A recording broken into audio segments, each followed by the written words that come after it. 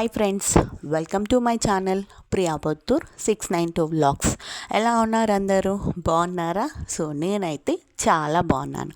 So మరో వ్లాగ్తో అయితే మీ ముందుకు వచ్చేసాను. సో ఈ వ్లాగ్ ఏంటి అనేది మీరు ఆల్రెడీ థంబ్నెయిల్లో చూసుంటేనే అర్థమైపోయి ఉంటుంది. సో కాకరకాయ ఫ్రై అనేది చేదు లేకుండా ఎలా చేసుకోవాలి అనేది ఈ వ్లాగ్లో ఉంటుంది. సో వీడియోనైతే ఎక్కడ స్కిప్ చేయకుండా చూడండి గైస్. సో అలానే ముందుగా మన ఛానల్ని ఎవరైనా సబ్స్క్రైబ్ చేసుకోకుంటే వెంటనే వెళ్ళి సబ్స్క్రైబ్ చేసుకోండి అండ్ పక్కనే ఉన్న బెల్ ఐకాన్ని ప్రెస్ చేయండి. సో నేను ఏ వీడియో పెట్టినా మీకు వెంటనే నోటిఫికేషన్ అయితే వస్తుందన్నమాట. సో ఇలా మేము చెప్పినట్టుగా చేస్తే సో తినని వాళ్ళు కూడా చాలా ఇష్టంగా తింటారనమాట కాకరకాయ ఫ్రై అనేది. సో అందుకే వీడియోనైతే ఎక్కడ స్కిప్ చేయకుండా చూడండి గైస్, ఓకేనా? అండ్ వీడియో ఎలా ఉంది అనేది కూడా కామెంట్ చేయండి. సో ఇక్కడైతే ముందుగా బాండలు పెట్టేసుకొని ఆయిల్ వేసుకున్నామన్నమాట. ఆయిల్ హీట్ ఎక్కిన తర్వాత ఆవాలు యాడ్ చేసుకున్నాము. ఈ లోపల మనం సన్నగా ఆనియన్స్ అనేవి కట్ చేసి పెట్టుకోండి. అంటే మీ కాకరకాయ క్వాంటిటీ బట్టి ఆనియన్స్ అనేది తీసుకోండి. సో కాకరకాయ క్వాంటిటీ ఎక్కువగా ఉంటే ఆనియన్స్ కూడా కొంచెం ఎక్కువ తీసుకోండి, తక్కువ ఉంటే 1 or 2 తీసుకోండి సరిపోతుంది. సో మెయిన్ ఇంగ్రీడియంట్ వచ్చేసి ఇదే అనమాట. సో కాకరకాయ ఫ్రై చేదుగా రాకూడదంటే దీంట్లో ఆనియన్ యాడ్ చేస్తేనే మనకి కాకరకాయ ఫ్రై అనేది చేదు ఉండదు. సో తినని వాళ్ళు కూడా చాలా ఇష్టంగా తింటారు. సో పిల్లలు కూడా చాలామంది తిన్నారు కదా. సో ఇలా ట్రై చేసి చూడండి, పిల్లలు కూడా చాలా ఇష్టంగా తింటారు. ఓకేనా గైస్? సో ఇక్కడ ఆనియన్స్ వేసిన తర్వాత మనం ఎప్పుడు చెప్పినట్టే గోల్డెన్ కలర్ వచ్చేంత వరకు బాగా ఫ్రై చేసుకోవాలి ఆనియన్స్ అనేది.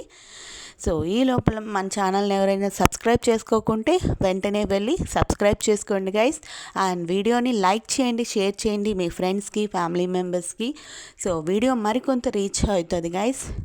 సో వీడియో ఎలా అనిపించింది అనేది కూడా కామెంట్ చేయండి. మీకు ఎలాంటి వీడియోస్ కావాలి ఏంటి అనేది కూడా కామెంట్ చేయండి గైస్. సో ఇక్కడైతే ఆనియన్స్ బాగా ఫ్రై అయిపోయాయి కాబట్టి సో మనం ముందుగా కాకరకాయని పసుపు ఉప్పు వేసి వాటర్లో బాగా అలా చేసి పెట్టుకోవాలన్నమాట. స్మాష్ చేసి పెట్టేసుకున్నామంటే సో కొంచెం చేదు అనేది అక్కడే పోతుంది. తర్వాత ఆనియన్లో మనం బాగా ఫ్రై చేస్తాం కాబట్టి సో రిమైనింగ్ చేదు కూడా అక్కడే పోతుంది కాబట్టి సో కాకరకాయ ఫ్రై అయితే చాలా బాగుంటుంది చేదు లేకుండా. సో ఇక్కడ ఆనియన్ వేగిపోయిన తర్వాత కాకరకాయ అయితే దాంట్లో యాడ్ చేసేసి ఫ్రై చేసుకుంటూ ఉండండి. సో వీడియో అయితే కంటిన్యూ అవుతుంటుంది గైస్, చూస్తూ ఉండండి. ఎక్కడ స్కిప్ చేయకుండా ఉంటేనే మీకు ఇది రెసిపీ అనేది వస్తుంది. సో స్కిప్ చేయకుండా చూడండి గైస్, వీడియో అయితే కంటిన్యూ అవుతుంటుంది.